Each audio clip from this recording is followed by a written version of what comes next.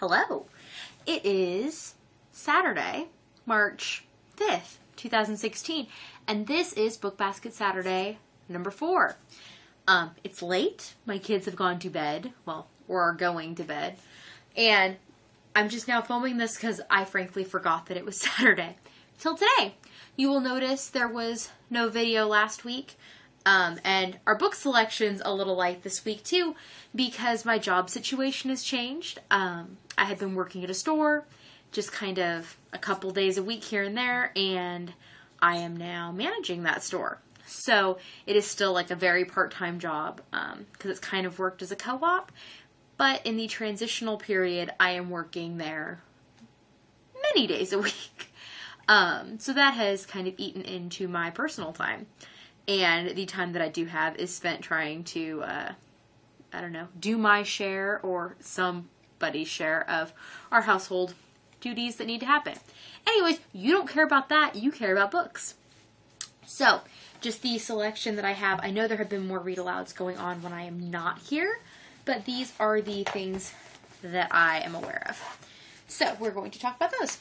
I realized in the last video I forgot to mention that we read The Courage of Sarah Noble. We read the entirety of the book in one sitting. It took about 45 minutes. And it was really nice when we read it because everyone seemed to enjoy it, all 3 kids, from 2 on up to 7. And we got through it all without any upsets, and the kids just colored and listened to the story. And they all had insightful things to say about it for their ages. So that was good. Again, we're still reading Rebecca of Sunnybrook Farm, and I'm really enjoying this book. I'm enjoying Rebecca. She writes little poems. Poems are actually very good and kind of amusing, especially given the character that she's portrayed as. So it's made for a good read aloud because I am ingesting it in short doses. I don't know if I would feel as connected to the character if I sat down and read it in one fell swoop, which is probably what I would end up doing if it weren't for the fussing and short attention span of the younger ones that leads me to read that book one chapter at a time, told out slowly. We also read, this is a board book, but it's always a very good one, Demolition. It involves different machines, and it's rhymey, as you know, the board books tend to be, and they have little, like, the sound effects of the different books. We've read this enough times as I'm going through, the kids kind of know the sounds, and that is always fun. We also have read Pete the Cat Plays Ball. This is just another Pete the Cat book. I actually believe my daughter won this one from, yes, it came from the summer reading program in 2013. And it's a good book. It actually goes through kind of a short rendition of a game of baseball. And of course, you know, Pete the Cat doesn't get down about anything. He just keeps on going. We also read Johnny Lion's Rubber Boots. This is a story about a lion who really, really wants to go outside and play, and his mom will not let him because he does not have any rubber boots. And then Dad comes home and saves the day, and he has gone and procured the rubber boots so that Johnny can go outside. It's a cute story. And the pictures are nice. It's, this book is illustrated by Clement Hurd, who is he has illustrated a number of children's books, and all of them are very good. And it's, I like the drawings too because they're kind of in a limited color palette. They're all in like orangey, brown tones. So, like those colors. And all the pictures are like that. So it's a good book, both visually and the story. While it's simple, it is still amusing.